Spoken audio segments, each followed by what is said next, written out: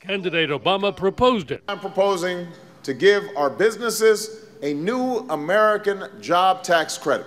Despite that promise, a job creation tax credit hasn't been on the administration's radar.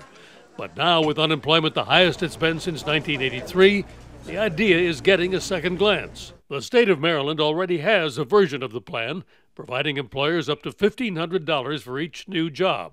It helped Century Engineering hire about 80 people over 5 years. Ultimately, what we did was invest in a strategy to grow our business. Economists say that's exactly how the plan is supposed to work.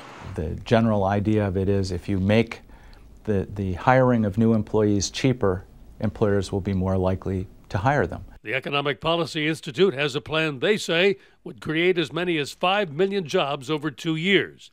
It would credit an employer 15.3% of the cost of a new employee in the first year.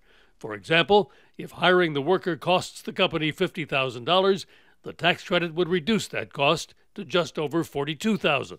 Critics argue there's no way to tell whether those jobs would have been created anyway without government help. The firms that would hire workers anyway would just get the tax credit for doing something they would have done. There's no additional benefit to the economy, yet it costs the government money. The Economic Policy Institute estimates their plan would cost about $80 billion, or about $27,000 per job created. But they say that savings, like not having to pay unemployment to the newly hired, would make the cost far less. We think that the net cost will be much, much lower, something on the order of $20 billion.